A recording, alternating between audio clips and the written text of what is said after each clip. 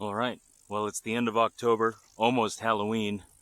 We got a sunny day today. It's going to be about 50, maybe mid 50s if we're lucky. The bees are starting to have some good flights, and I'm doing my final prep for winter. My final prep. What you can see here is I've got all of my hives wrapped now. Some of these are in double bubble reflective insulation, and some of them are in roofing paper. Now, why did I do two different styles?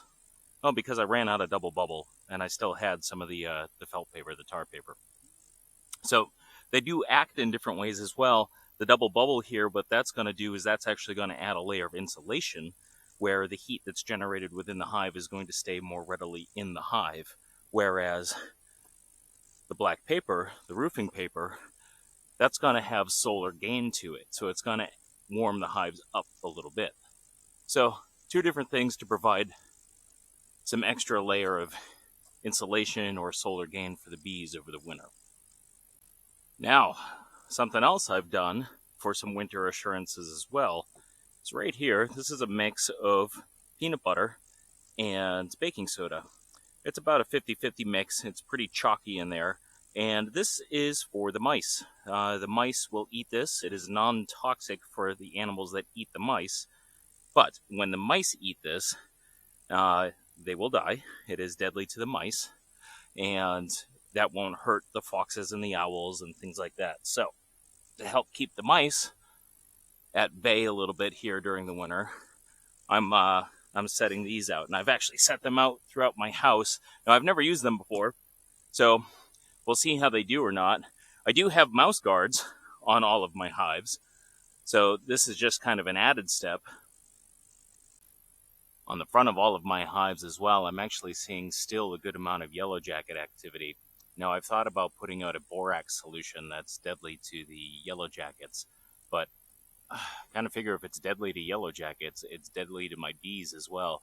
Now, I saw one recipe online where to the borax solution, it's sugar syrup, it's borax, and they added a whole can of tuna as well. And they said the fishy smell of the tuna keeps the bees away, but keeps, obviously it's a phenomenal source of protein for the yellow jackets, and they'll flock to it like bandits.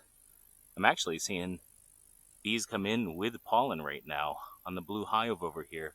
And they got a nice little yellow pollen all over their legs. I wonder if I can get in on that. See what they're getting at here.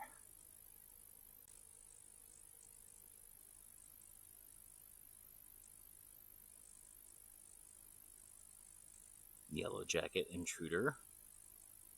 And like I said, I don't know if you can see it, but there's some really good pollen still coming in. Not exactly sure where they're getting that from, but they're getting it. More power to them. Yeah, so with the bees all wrapped up, that's it. I've got quilt boxes on most of them, about 80% of my hives. Everybody's wrapped. Even the boxes that don't have quilt boxes still have feed there on top of the inner cover. And I don't know if you can see, but the ones that don't have quilt boxes, I also put 2-inch rigid insulation on top of the outer cover and have that held down with bricks. So at this point, I've given them oxalic acid a couple of times. I've wrapped them, I've given them feed, and I've made sure that they're at weight. So I've done all I can. At this point, it's a matter of checking in on them when it's warm enough to do so and give them any other supplemental feed they might do, and a lot of this. So let's hope for the best. Now, other stuff that's going on the homestead here too, I'm going to be processing out my old flock of chickens in a couple of weeks, and I have the new chickens already feathered out in the brooder waiting for their new home.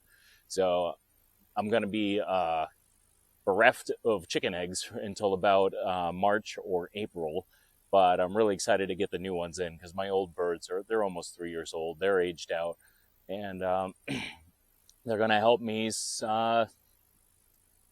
Damn yellow jackets everywhere. Go. So the old chickens, they're gonna be repurposed into dog food. I'm just gonna take the whole rotisserie chicken, and I'm just gonna boil that down in a crock pot for about 2 or 3 days at a time.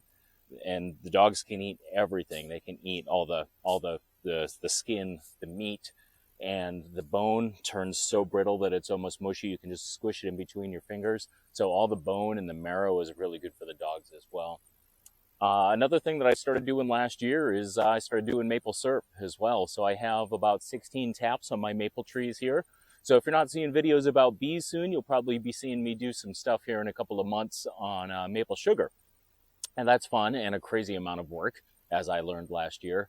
And then a little bit of foreshadowing, probably around the start of the new year, I'm going to have a pretty big announcement. So stick with me on that.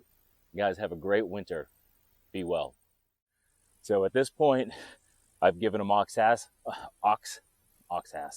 That's nice.